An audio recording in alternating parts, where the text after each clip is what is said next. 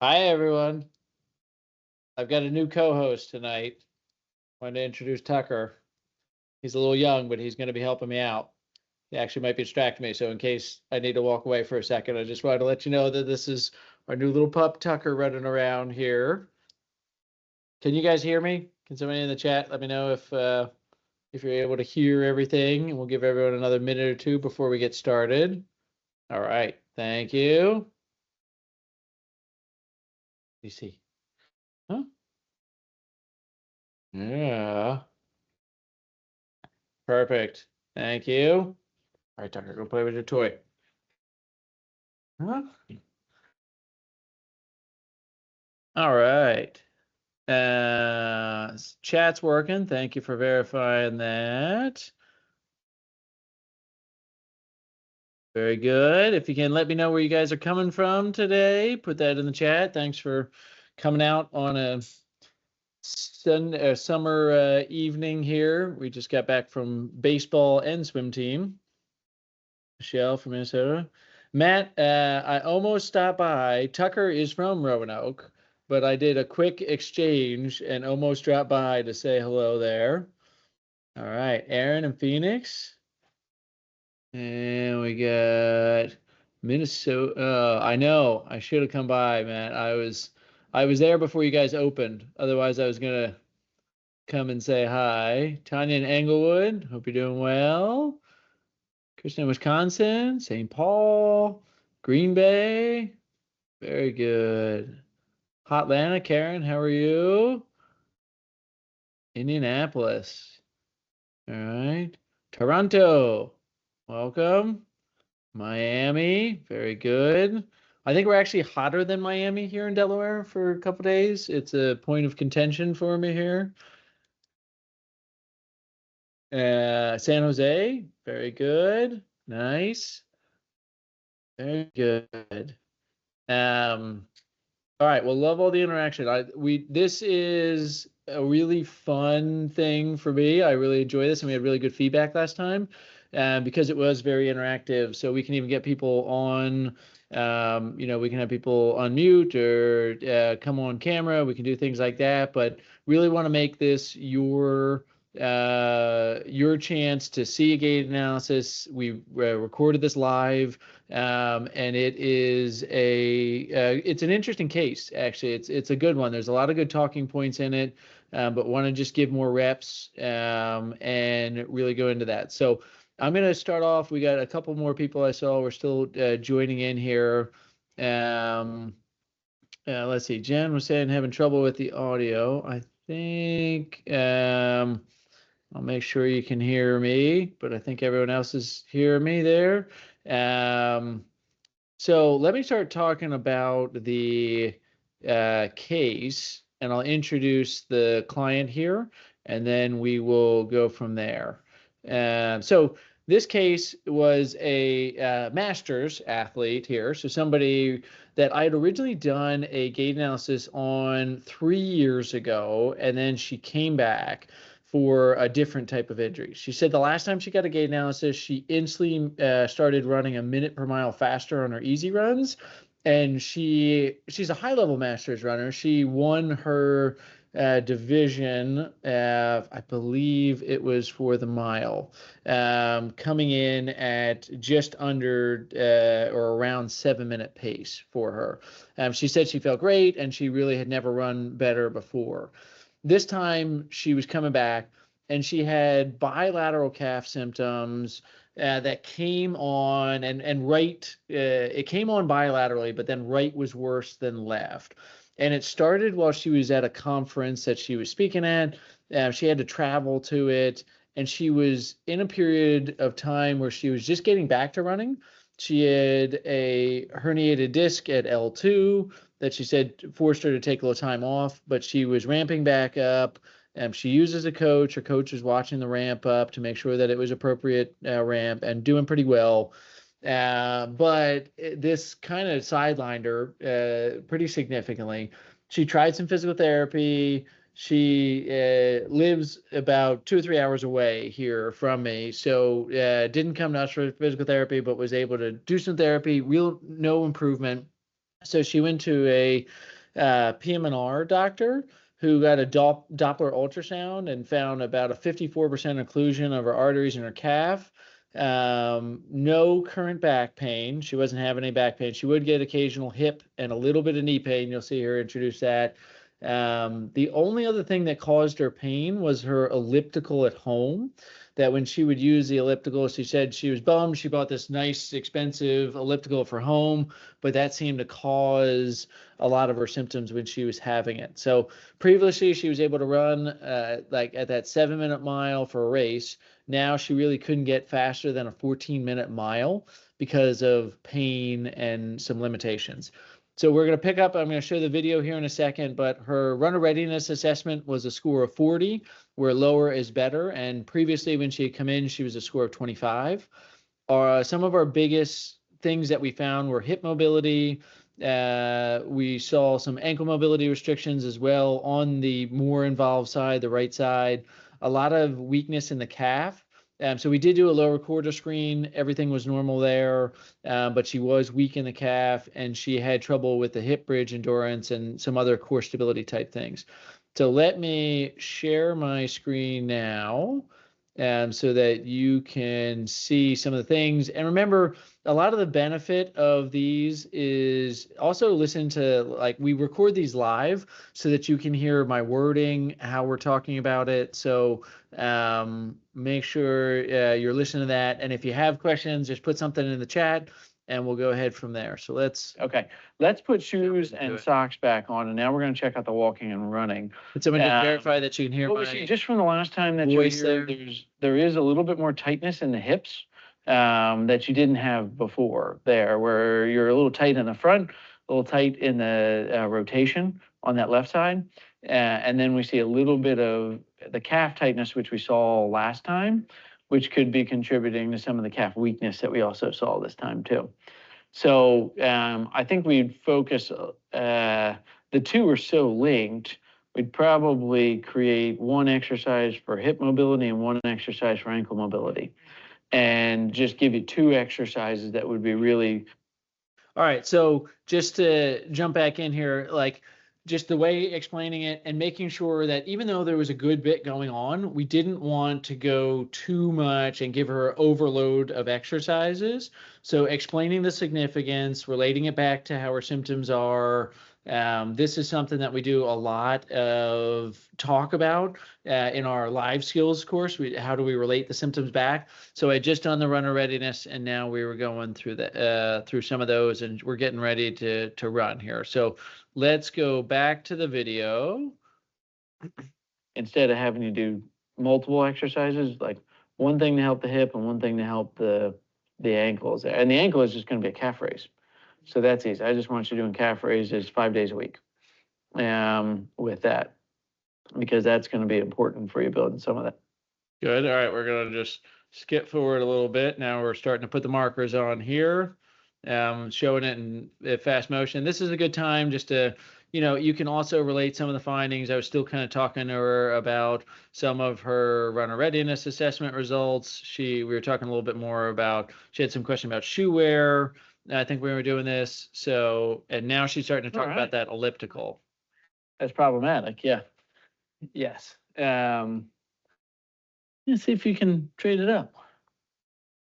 I don't really have like an elliptical that I like to use here. You'll see, I'm going to talk to her about uphill walking in a second. Right. Yes. And I'm worried that that is not the right stride for you. I don't have a particular one that I like. Have you thought about doing uphill walking versus doing elliptical? Because I just wonder, because I am a huge fan of uphill walking. I actually really like this treadmill for that. This one does a great job of it there. And the uphill walking is really good for aerobic conditioning, actually. So by doing that, do me a favor, just stay facing forward for a second. And just checking reflectors on her. I'm just gonna check to see if I can see everything. I got one extra marker on you, and it's on your right hip. There we go. You'll notice here that I'm doing a walking assessment first. And I've been doing this with everyone, doing the walking first before we do the running, just to kind of see how it changes. And sometimes there's similarities, but sometimes there's differences. It's really interesting to learn about some of those things. So just kind of take a note of that. But the uphill walking encourages the knee drive that we were teaching you before, because you have to pick your knees up. So it also promotes a nice forward lean. So it's almost like a drill for proper running technique. So it's good. All right, stand, feet shoulder width apart, toes pointed forward there for me. I'm just gonna check everything here. That looks good. You stay nice and still, arms across your chest, nice and tall. I'm just gonna take a model of you first here, and we're gonna get that.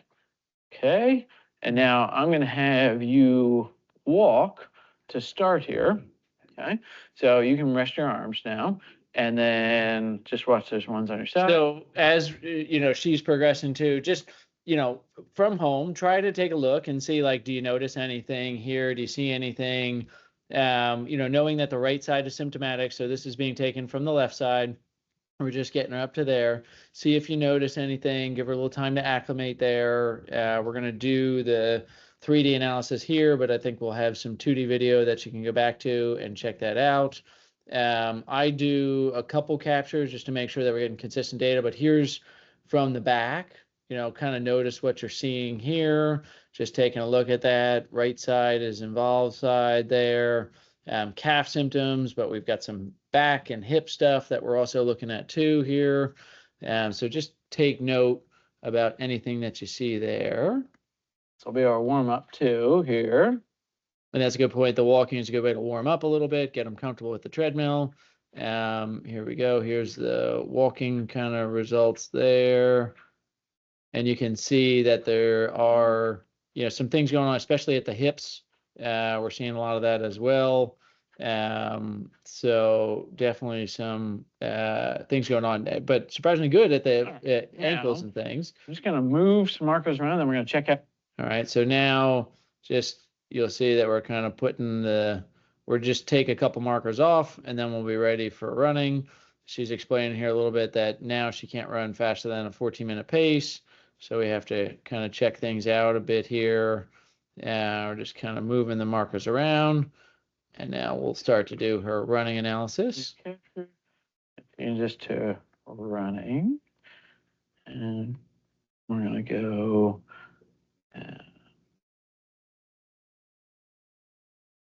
And feel free to ask questions as we're going along here about any of this stuff. All right, we're just doing a quick calibration. All right. Good. And now let's bring you up to run. And we'll just bring you up nice and slow so that you kind of get your chance to. So do the same thing. I'm going to bring you up to that. Check out her running form. Yes.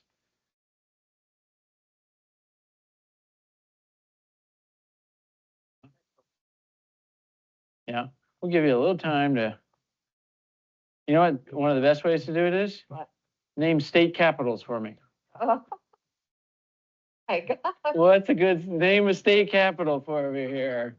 So this is just a little trick. When somebody says that they're not comfortable with the treadmill, if you get them on a cognitive task, it'll help them to relax a little bit more, because they're not thinking about the treadmill. They're thinking about what they're doing, like whatever cognitive task you gave them, and it helps them relax a little bit more.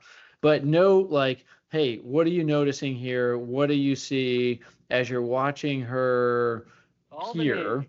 There's Nick chiming in. The only one you know there. Albany for New York, for Nick, for state capitals. But just kind of watch and see what the form looks like. And we're going to see, hey, like, pretty high score, definitely some things like different from her walking, still seeing some hip stuff, but right side definitely more involved with that running gait here. So let's go ahead At this, and take a we'll look see at it here how they feel. Then one question I forgot to ask you: when it comes on, does it go away as soon as you stop running, or does it linger for a little bit? Okay, lingers a little bit, like a minute, an hour. Oh, not an hour. All right. Just a little, okay, perfect. Come on down here. Let's take a look at it. And this is going to show you a little bit of what we're seeing from this. So just to orient you then, this is your right side. We're looking from the back. This is your left side. And we'll just kind of watch from different angles here, right? And this is what we're seeing here. Okay, so now we're from the right. There's the right leg landing. There's the left leg. Right is blue, left is red. It doesn't mean good versus bad. It's just left versus right. Okay. And is this running smoothly? Yes. Yeah. So we do see with the calves, like there is a period where you have both feet on the ground, Which is not good. which is not what we would want to see with running there. So I don't think I do that when Yeah. I'm running. yeah. I don't know, but I could. But you could with that. So what we see here, and that's where it comes up actually as this score, we give you a score first, where lower is better, okay, and your score is 16. 1.2 is considered like optimal running mechanics there.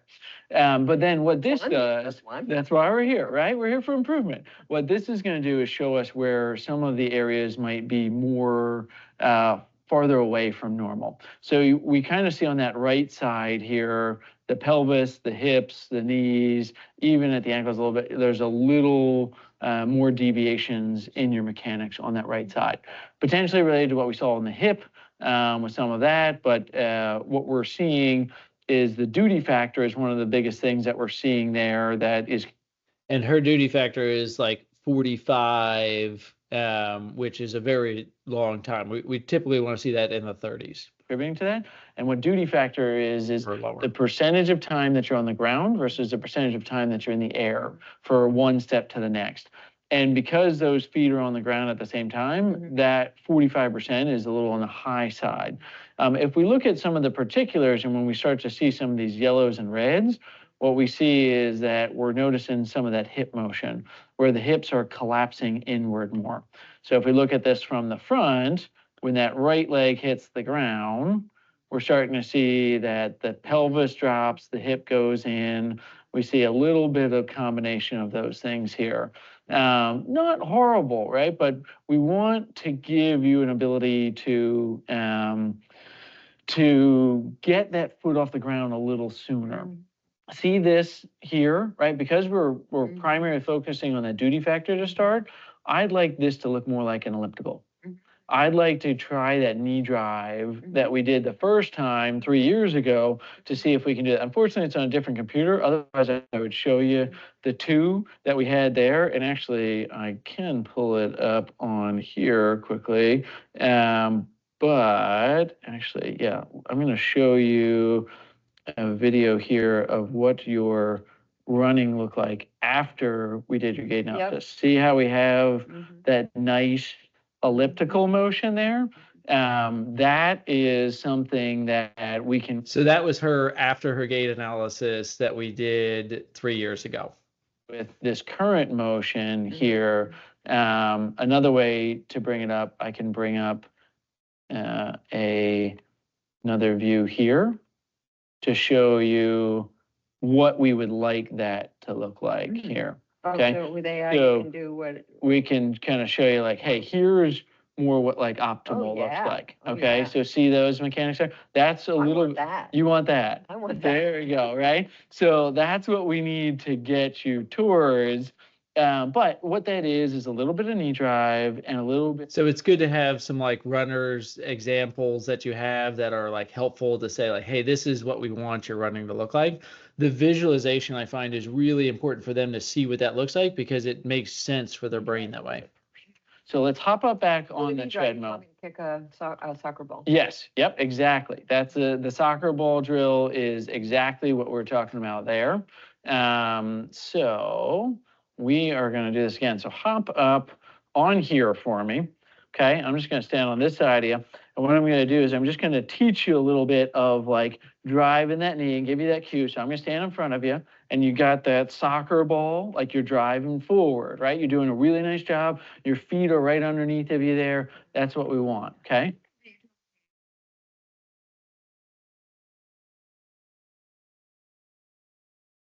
And get to the finish line faster if you take larger steps. And you said not necessarily. Correct. You yes.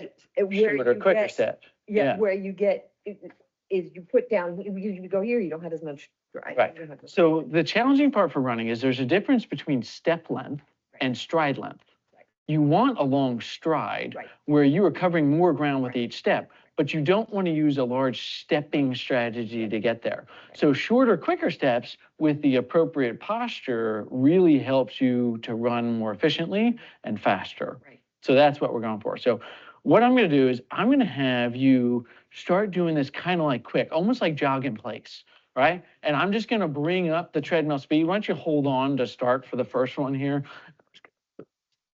Down here. There we go. All right, so start kind of almost at jog in place. And I'm just going to slowly kind of bring up the speed here. There we go, good. This is a really good example of how we can use speed as a variable too, where we can play with the speed and get you to get comfortable with something. There we go, good. And then now when you're comfortable here, let one arm go and try to see if you can kind of get like a little comfort with that. There we go, good. And now I'm just going to bring it up just a little bit more in speed. So now we're at like a 15-minute mile where you're just kind of letting you normalize at 16-minute mile. There we go, good. How's this feeling? Good, okay. There we go. Keep thinking about getting that foot off the ground. There we go, good. There we are, good. Keep that up for me. When you're comfortable, get that other hand off there. Notice the amount of feedback and the timing of feedback that I give and how I Right, really just like you don't have to want them to be comfortable and want them to understand when they're doing what what I want them to be doing there. So that's good. How's the calf doing with this? You can feel them. Compared to the last time you ran? Yes. Okay. Yes. Yeah. Good. All right, and I'm going to give you just a break now for this, okay? So we're going to just slow it back down. Let's just go back to kind of a walk for a second, okay? And I want that calf pain to resolve a little bit, okay? All right, I'm going to give another cue here for a second, but I was reading some literature and I want to get people's opinions and thoughts on this before I give you the literature and what it said. But if you have somebody that is having some calf issues, would you, and let's say that their strength was at least fair, would you, if your gait retraining resulted in them switching to a 4-foot strike, would you do that or not? Would you do the gait retraining? So love your thoughts in the commentary, and I'll address that later on too about some of the literature that I read that gives a good explanation about my own personal thoughts on it. That resolves, let me know, and then we're going to bring it back up in speed again. And we're going to try it a couple times just until you feel comfortable with it to see if we can kind of get it wrong. So an interesting thing, because you like this kind of stuff, right, in the field here, as soon as you took the arm away, like you lost a little bit of that stability, right? So that gives us a good idea that focusing on hip stability and some single, like what we saw with your runner readiness assessment with balance and single leg sit to stand, we're going to need to get you to be confident with that so that your brain can trust this new form. Right? Your reason maybe that you're choosing to keep both feet on the ground is this subconscious lack of trust in your stability. Makes sense. So we need to make you feel safe in this position before you can do it. So I'm fine with using it as like, hey, let's do a little bit of like, hold on, get comfortable with that, and we'll just get you comfortable with it. How's the calf doing now? Is it kind of resolved or still going a little bit? Not resolved. Okay. All right. Let's try, hold on with that left hand again, right? And let's just bring you back up in speed a little bit. Start the jogging in place for me. There we go. Good. We're going to go right up to that 16-minute mile. There we go. Good. How's that feel? Okay. Good. Am I supposed to be landing on my toes? We don't force you to land on a particular part of your foot. When you're lifting the leg up higher and driving the knee and landing underneath of your body, it's really hard not to run on your toes. Right. So it's not that I'm going to tell you to run on your toes, Right. but that might be a feedback method for you to know, like, hey, am I landing underneath of my body? Right. Good. Yeah, and that's what it felt like that Yeah. I wasn't trying to. Yeah. Definitely heels. Now, as you're doing it this time, what I want you to think about now is I want you to think about trying to relax aspects of your body. Like focus on the knee and picking up the knee and let the foot and ankle just kind of relax and be responsive to the ground. How's that feel? Yeah. See the difference there? Because when we change our form, what we notice is that the body tends to tense up, right? And as we get more proficient with it, we start to relax other things, right? And we're definitely seeing some improvement there. So I'm going to run another capture here just to kind of see, even though you're holding on. So this is a good example, like switching their focus of attention, right? We go back to motor learning principles. We want to start switching and saying like, hey, focus on relaxing, or as opposed to the knee drive, using speed in this scenario to get her to like adjust to it there. Sorry if you can hear Tucker in the background. He's scared of his reflection. But it's a good example of how we look at that. See All right, so let's see how. Good. All right. So that 16 score down to 6.47. You took 10 points off. All right. So now we notice some things are going to be a little off just because we were holding on a bit there. The unit of what? So lower is better, right? Like 1.21 is considered like optimal mechanics. So what is it? What is it? So 6.47. It's just of infinite. You could go. No, I mean efficiency. Of efficiency, Okay. yes, yeah. So that's kind of like it's a score to tell us how much your gait is contributing to your performance and to your potential injury risk.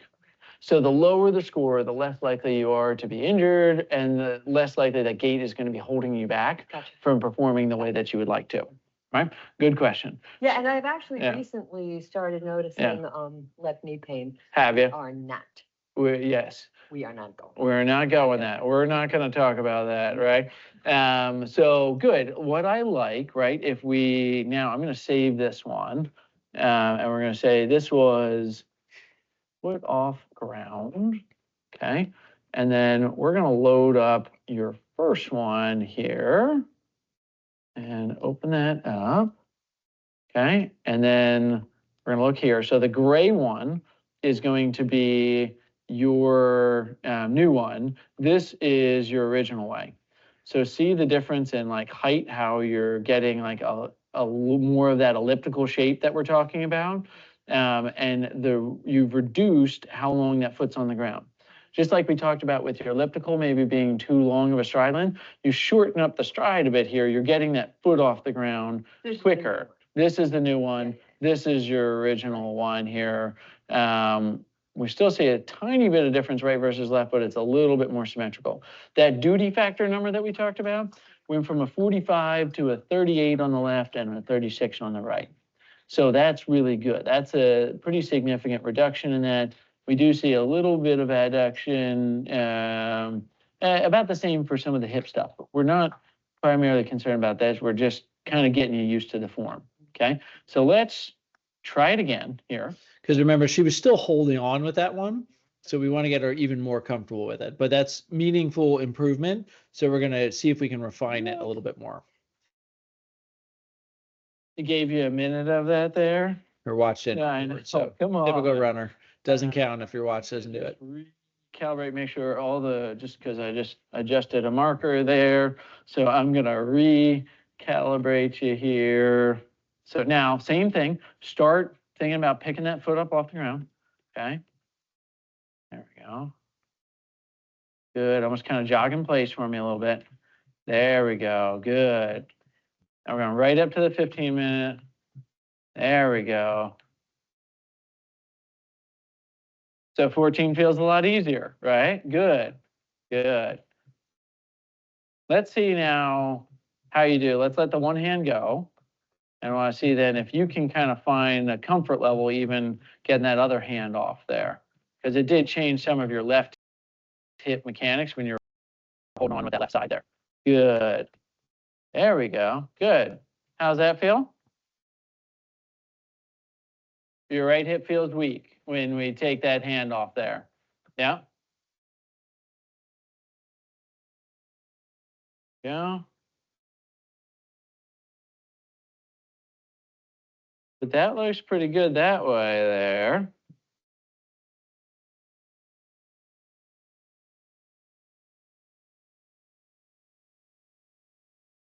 There we go. That got it all the way down to a 3.47. Oh, look at that. There we go, getting better with it there. So you're figuring out a little bit more of that left hip. We had the first half of the capture, you had your left hand off and then you put it back on, but it was pretty good there with it. And the mechanics lined up there, which is good. And the hip adduction came down pretty significantly. You were 16 last time, now you're 9 and 13 and 11. So it's getting to be, you're getting more comfortable with it. How do you adduct your hips? I mean, Adduct, right? So the like, right. yes. Adduction is that your hips are Yeah. so stable. So you're saying hips as yeah, it's like think of it this way, like if the knees kind of come inward, Got it. right? That's gonna hip adduction, they're kind of coming together here. So to go from a 16 to a 3.47 is a huge improvement. What that means to me is some of your mobility restrictions that we saw are minor enough that they're not holding you back from getting into the posture and the pattern that we want, Right. which is good. That's really good. We need to work on stability and we need to get you comfortable in this position to be able to do this. How did your calf feel that last time? I wouldn't even pay. Normally that means it's less or you're not noticing it that much. So that's also lending to the fact that the form and the technique are a contributing factor to that. Right. So I think that is good for a starting place of where I'd like to go. But this is going to have to be a bit of a staged thing. All right, so there's some good comments and good conversation going on here. So I'm going to pause here for a second and just address some of the conversation. So the prompt that I put out about would you put somebody that's having calf pain in more of a forefoot strike if they just kind of naturally did there. So assuming that it's not causing symptoms, I would. And here is a big part of it there is that we actually have to think about it. This was what this article that I was reading the other day was talking about, and I really liked how they were talking about this. So with steady state running, you have to think about that steady state running means that our acceleration and deceleration have to be paired and matched up so that we're staying at the same speed, which is the majority of running that people are doing. Yes, there's some slight variation, but for the most part, we're typically sticking with a speed for a certain amount of time. So the braking that is caused by overstriding causes us to have increased push off to match and accelerate to overcome the amount of deceleration that we have. And so if you're landing in an overstriding position, you have calf pain, we know that there's kind of a double negative there, right? You're going to land like this, and then there's going to be a large quick movement here, eccentric component of the calf. Then you're going to have to actually push off more to overcome that deceleration.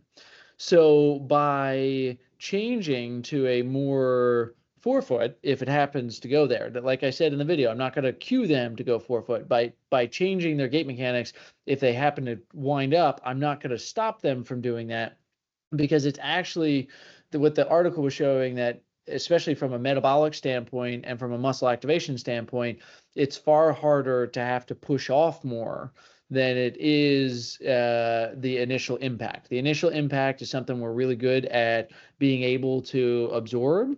So that is something that I thought was really interesting there, that we would want to be able to explain and be able to understand ourselves and have a reason why, yes, this person's having calf pain, but assuming that they're having a decent amount of strength and a decent amount of ankle mobility, I wouldn't really stop them from being in a forefoot position.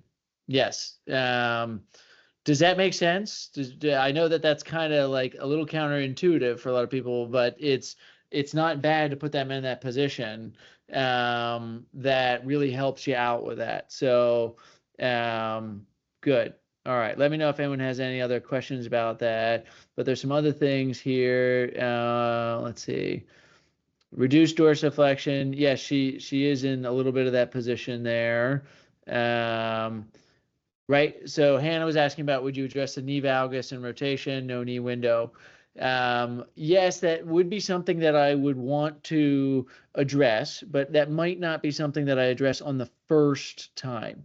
So on the first time that we are working with somebody, a lot of times my priority is getting the forces down and getting the forces manageable, and then staging some of this.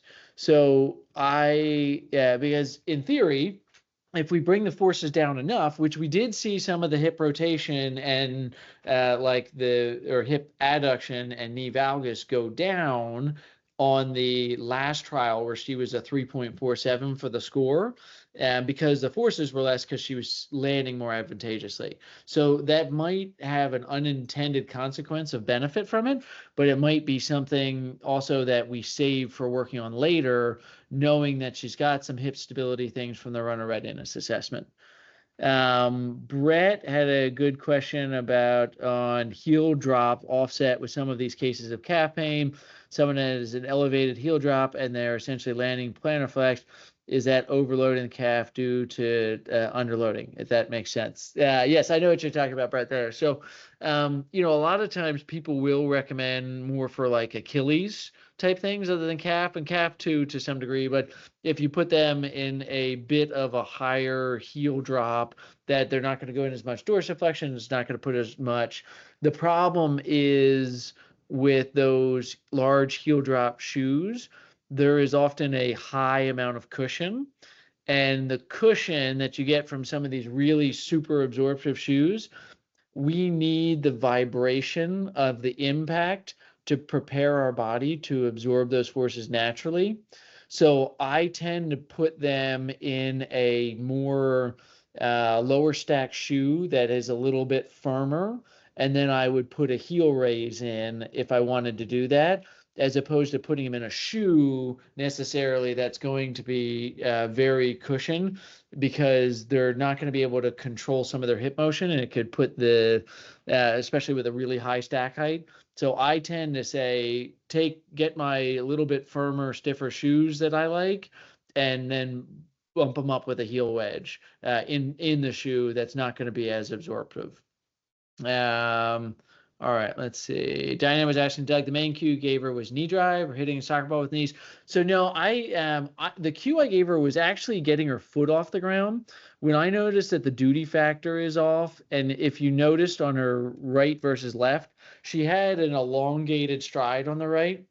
And I think that this is where some of the elliptical was bothering her too, where she was going into increased hip extension on that right side. So in that scenario, I want to try to have her get her foot off the ground.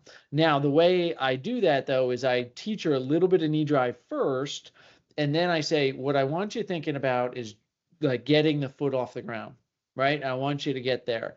And then when we refined it with the second cue, the idea was, focus on the knees, like pull off the ground using your knees and let your feet relax. Because a lot of times when people switch to a knee drive, they often go very rigid at the ankle and foot. And if you can cue them to relax there, it feels a lot more natural for them.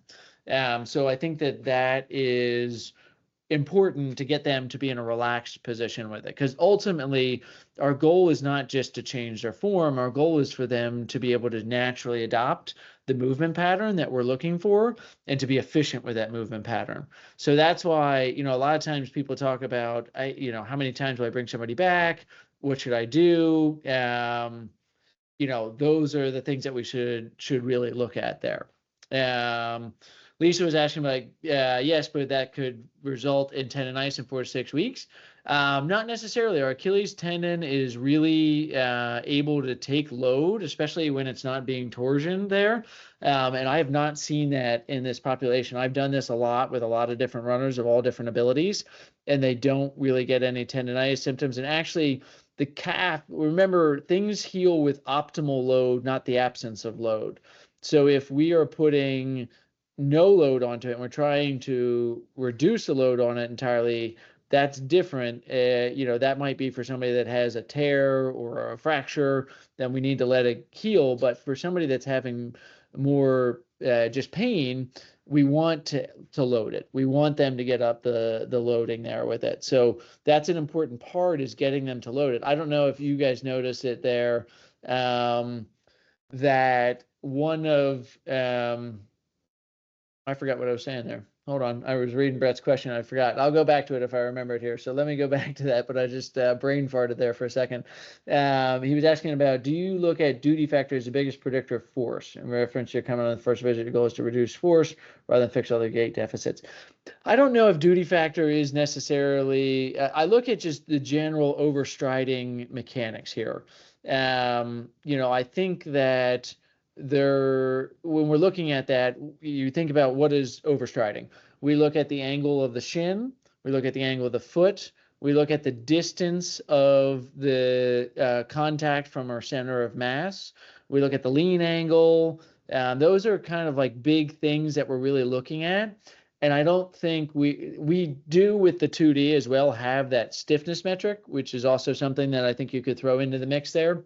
But I am looking kind of at the aggregate of that. I want to make sure, hey, is there shin? And because we did some internal studies, and the tibial inclination, the shin angle, is actually one of the biggest predictors of overstriding. And overstriding is what we know puts a lot of horizontal braking forces. Because I should specify too, not to go on a complete tangent here, but when we talk about making forces manageable, we actually, a lot of the literature is showing now that the vertical forces aren't as predictive of why people get injured. It's more the horizontal, the braking forces, that I'm primarily concerned with. So I'm looking to reduce those horizontal ground reaction forces. And because we know that the body's actually good at absorbing it, and except for some of our like bone stress injuries, the overall, like the peak impact there isn't as important for predicting injuries. And we've moved away from that a lot in the literature.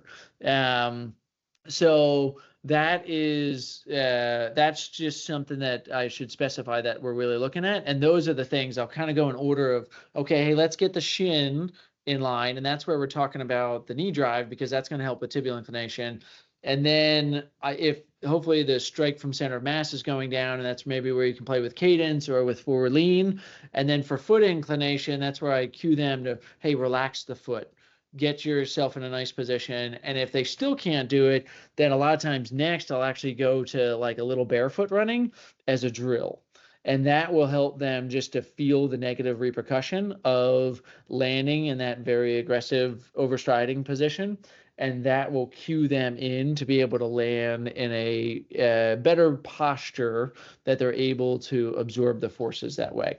So that's something just to think about as well. And Lisa was asked about, do you think there's a difference between forefoot versus midfoot?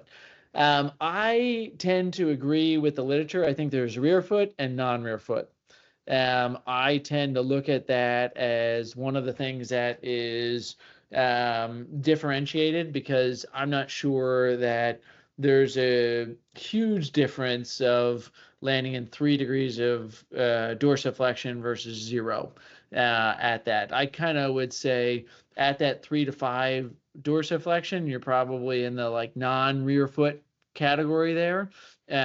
So I tend to call it rear foot and non-rear foot, just to differentiate, because very rarely does somebody land actually just exactly neutral in a midfoot. And technically that would be just 0 degrees, and then everything below it would be forefoot, and everything above it would be rear foot. So I think that it's probably easier just to call it rear foot and non-rear foot that way. Good. Lots of good questions. Keep them coming. I'm going to share the video again because there's some other good points here that I just wanted to share. So let's go back. There's a little bit more going on this time, where we're coming in a little fresher. I'm going to just look real quick, and there were a couple questions here. She was talking kind of about our elliptical. We talked about the just different things that we could do here. Then we went back and talked about our walking a little bit. We see the hips. And this is where we noticed a lot more of that hip instability. The hips Whereas in her running, we were seeing a lot more at the like knees, that valgus, that adduction, and that collapse. Where with walking, it was pretty isolated, more to the pelvis, and even some trunk mechanics as well there with it.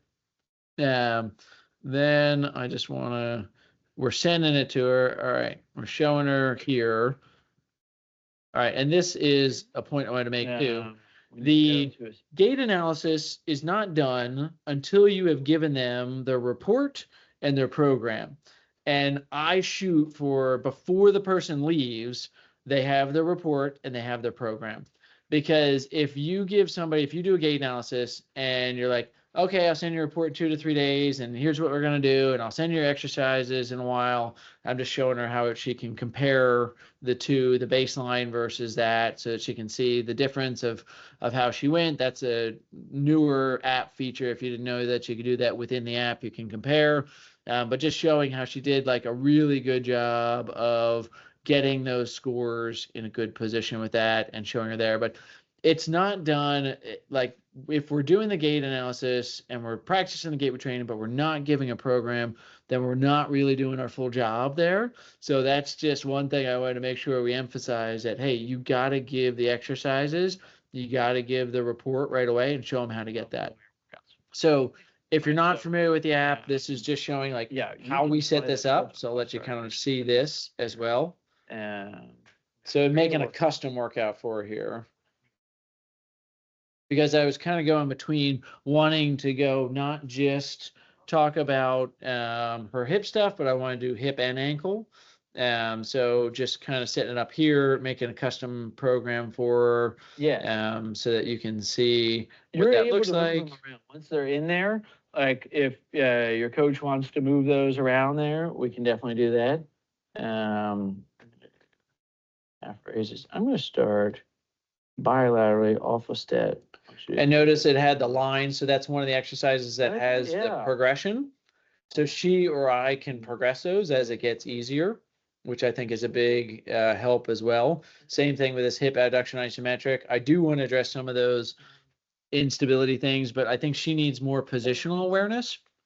So I wanted to start with this hip abduction isometric to get her in that position. Yeah. So you see now I'm just scheduling it for recurrence. We're going to do it about 5 days a week. We kind of said we want to do some of this stuff, and then we'll do it for, I think we did about 5 weeks or so. 25 recurrences there. So now all her exercises are there. And now we're going to start putting her gait retraining. So there are gait retraining programs, but a lot of times I wanted her to start lower because she was having so much symptoms and there was some other things going on here. So I wanted her to start at 1 minute, 1 minute instead of 2 minute, 1 minute, because that's where she looked comfortable and she still needed to get comfortable holding on. So I put those on for a little bit, and then we started to go into the level 1. And I put a couple of those on for just so that we could progress her, but I wanted her to progress a little slower than typical. So this is where I just kind of designed some of the exercises that way. And then I realized that there was an easier way to do this, that I could just schedule that for a while and do the level up there with it. So you'll see it took about 3 or 4 minutes to send her a report and get all of her exercises done. Save time for yourself at the end. You don't want to be doing paperwork after you're done the gait analysis. So make sure you are looking at all of that stuff as well. All right. So I just wanted to make sure we hit on that point as well.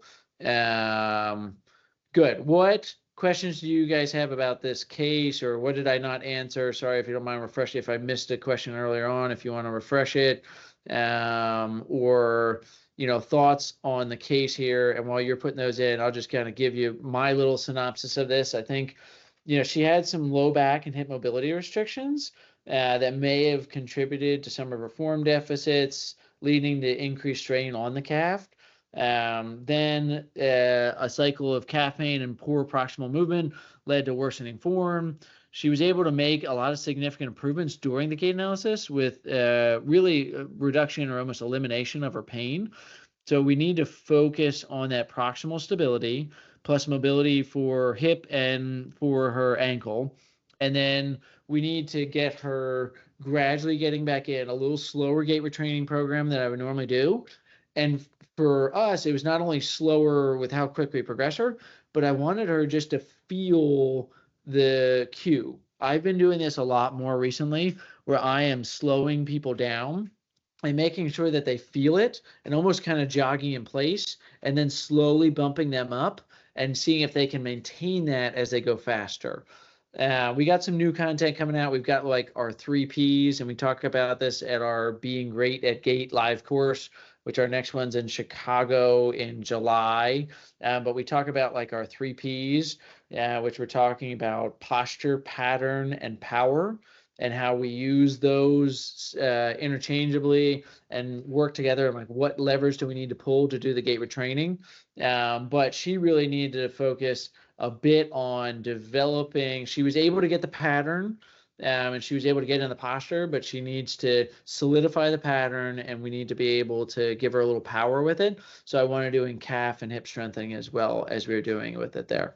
But I think her elliptical could have been a contributing factor to this as well. She was in a gait retraining period, like a return to run program. So she was doing a lot more elliptical. And I do see at times people get these ellipticals that are too long and they go into a lot of lumbar extension as they go into that. And I think that wasn't doing her any favors. So we also had to talk about switching out that as cross training so that we weren't contributing to symptoms there. So, all right, I see a couple questions here. Yes, the occlusion, right? I was hoping somebody would ask about that. I looked this up before this. Yep, go slow to go fast, Brad, I like it. But I looked up the occlusion data here because I was a little curious about this, and she did better than I thought. And when I heard that occlusion, I was like, but I looked it up before this webinar, and typically patients are asymptomatic until there's at least a 70% occlusion. So she was at a 54% occlusion. That is something that is still of note and something I want to see.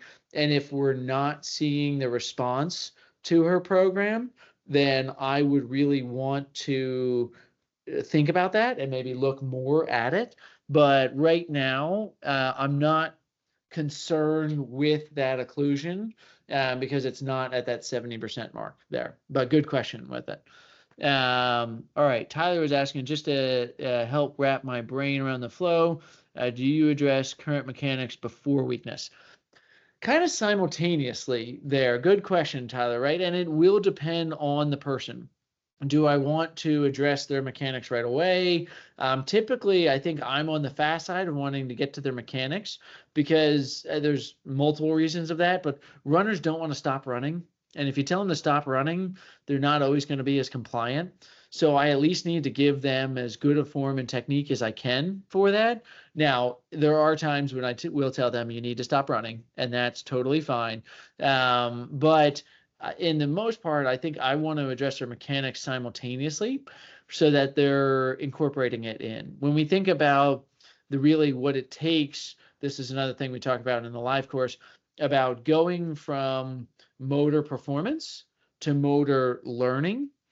We have to incorporate all aspects, right? So we do need to do mobility work. We do need to do some motor control or strength or stability work, but we also need to incorporate that back into function.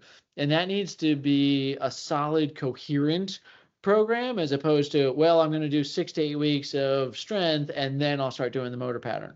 It's like, strengthening doesn't change form, so we lost a bunch of time. So I tend to hit that stuff simultaneously and early and often with it. Good.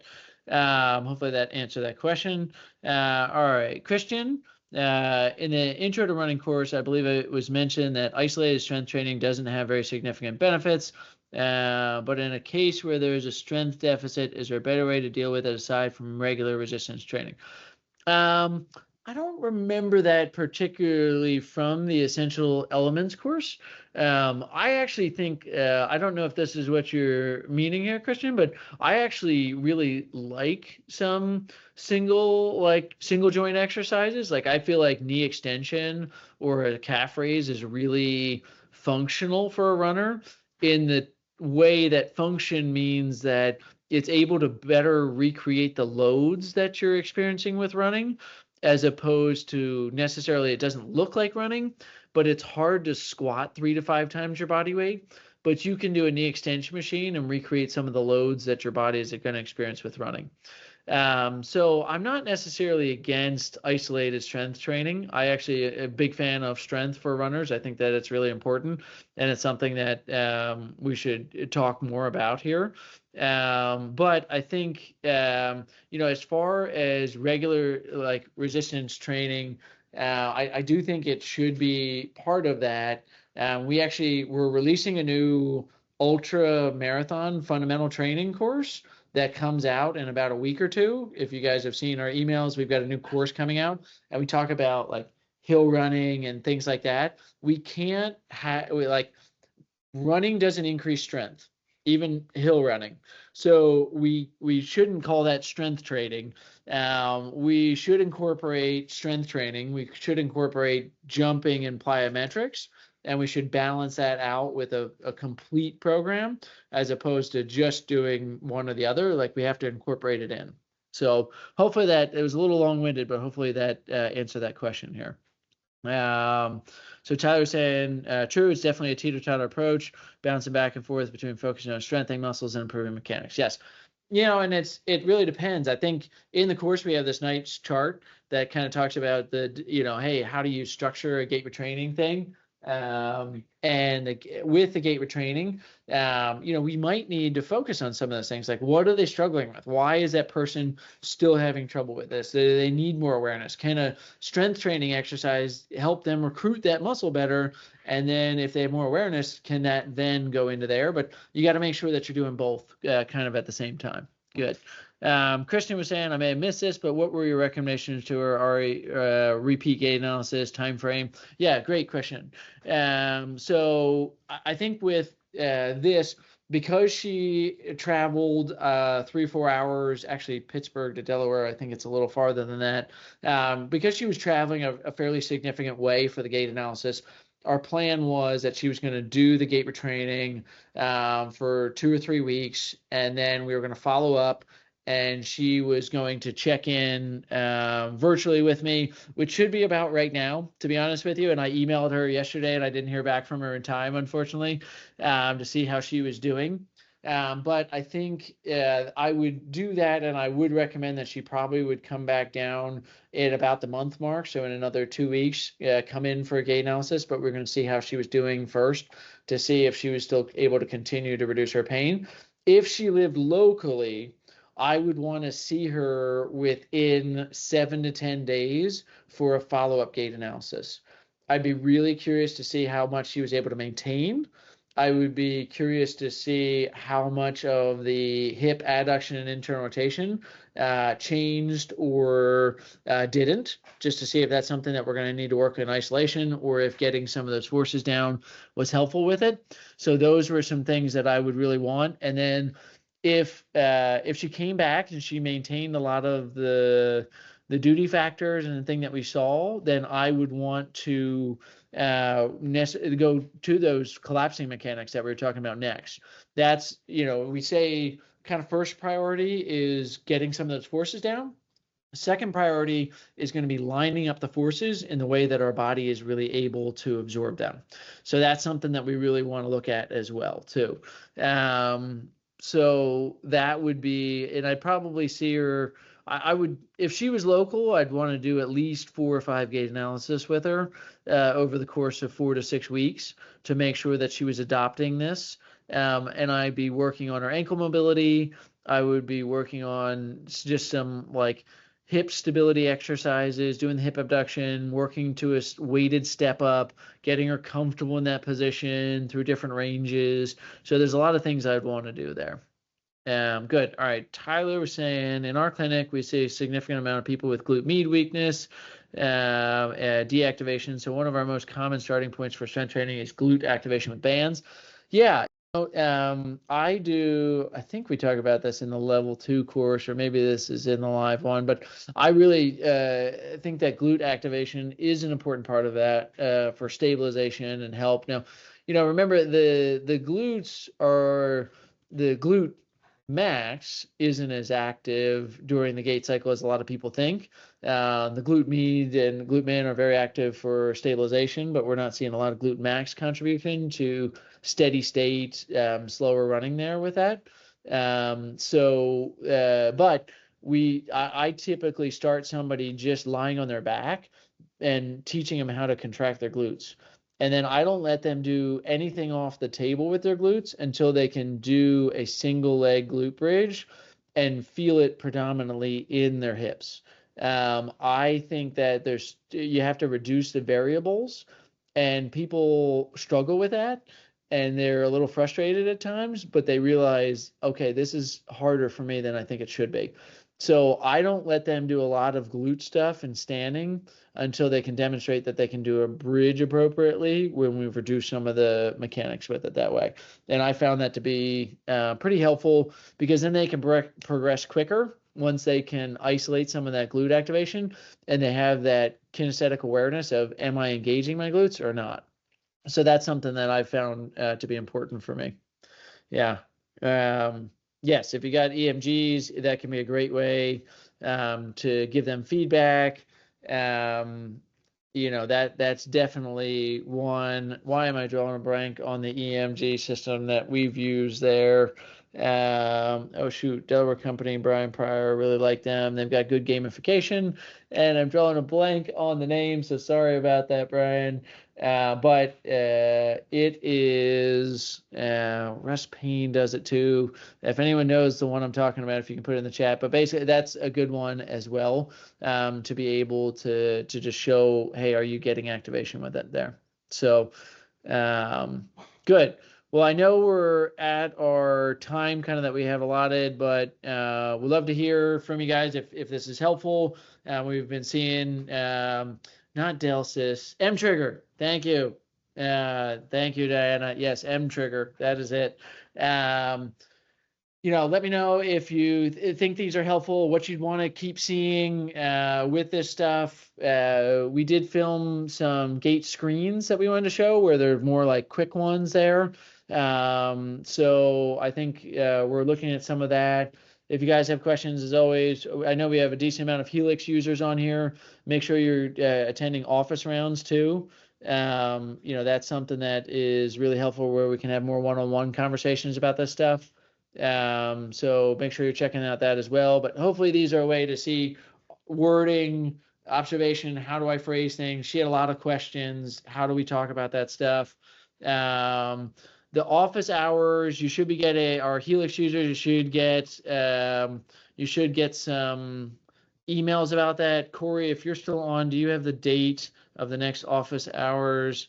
I want to say we're doing those one a month, and the one for July is, I'm looking up, is it the 9th? Yes, it's going to be July 9th at 1 p.m. Eastern time for our Helix users there, where you get access one-on-one, ask questions there. So make sure you're attending those. But thank you all for your time. Hopefully those are helpful, whether you're doing 2D, whether you're doing 3D, whatever you're doing. We want to make sure people are getting the most out of Gait there with it. Thank you all. And if you guys have any questions too, my email is doug@rundna.com. So thank you as always for attending. All right, very good. Well, thanks everybody. Good night. I'm going to end the meeting now. We'll send out the recording. So